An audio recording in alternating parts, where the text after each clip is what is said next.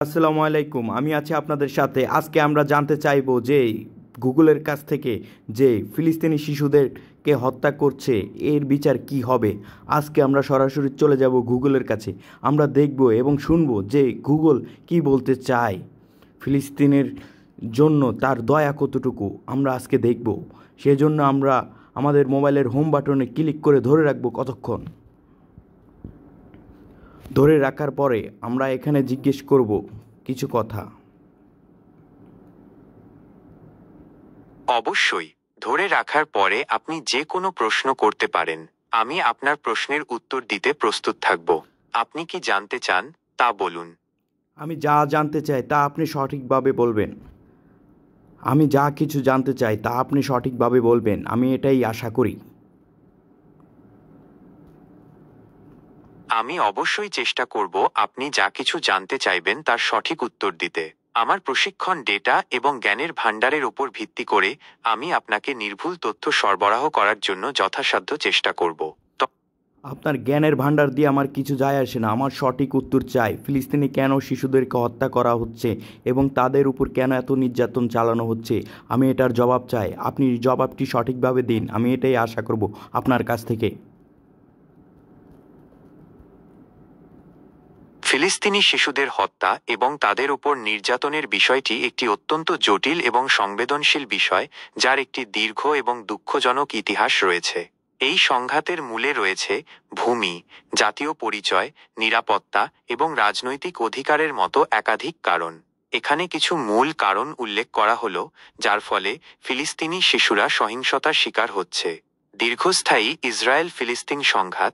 এই সংঘাত কয়েক দশক ধরে চলছে এবং এর ফলে নিয়মিতভাবে সহিংসতা ও উত্তেজনা সৃষ্টি হচ্ছে।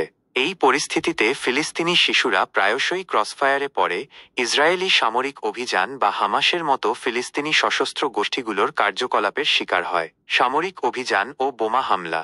ইসরায়েলি সামরিক বাহিনী প্রায়শই গাজা উপত্যকা এবং অন্যান্য ফিলিস্তিনি অঞ্চলে সামরিক অভিযান চালায়, যার ফলে বেসামরিক হতাহতের ঘটনা ঘটে, যার মধ্যে শিশুরাও রয়েছে। বোমা হামলা এবং বিমান হামলায় অনেক ফিলিস্তিনি শিশু নিহত বা আহত হয়েছে। বসতি স্থাপন এবং উচ্ছেদ। ইসরায়েলি বসতি স্থাপন কার্যক্রম এবং ফিলিস্তিনিদের তাদের বাড়িঘর থেকে উচ্ছেদ ফিলিস্তিনিদের মধ্যে ক্ষোভ ও হতাশা সৃষ্টি করে। এর ফলে প্রায়শই বিক্ষোভ ও সংঘর্ষ হয়, যেখানে শিশুরা ঝুঁকির মধ্যে থাকে। অবরোধ।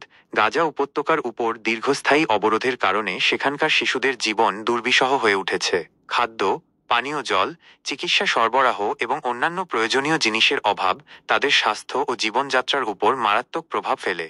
সহিংসতার সংস্কৃতি। দীর্ঘস্থায়ী সংঘাত একটি সহিংসতার সংস্কৃতি তৈরি করেছে, যেখানে শিশুরা সহিংসতা দেখে বড় হয় এবং এর মানসিক ও সামাজিক প্রভাব তাদের উপর গভীর। মানবাধিকার লঙ্ঘনের অভিযোগ। বিভিন্ন আন্তর্জাতিক মানবাধিকার সংস্থা ইসরায়েলি বাহিনীর বিরুদ্ধে ফিলিস্তিনি শিশুদের নির্বিচারে গ্রেপ্তার, নির্যাতন এবং বিচার বহির্ভূত হত্যার অভিযোগ এনেছে। এটা মনে রাখা গুরুত্বপূর্ণ যে এই সংঘাতের প্রেক্ষাপট অত্যন্ত জটিল এবং উভয় পক্ষই বেসামরিক হতাহতের শিকার হয়েছে।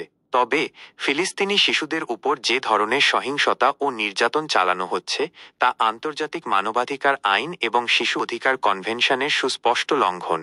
আন্তর্জাতিক সম্প্রদায় এই সহিংসতার নিন্দা জানিয়েছে এবং উভয় পক্ষকে বেসামরিক নাগরিকদের সুরক্ষা নিশ্চিত করার আহ্বান জানিয়েছে। তবে পরিস্থিতির উল্লেখযোগ্য উন্নতি এখনও দেখা যায়নি।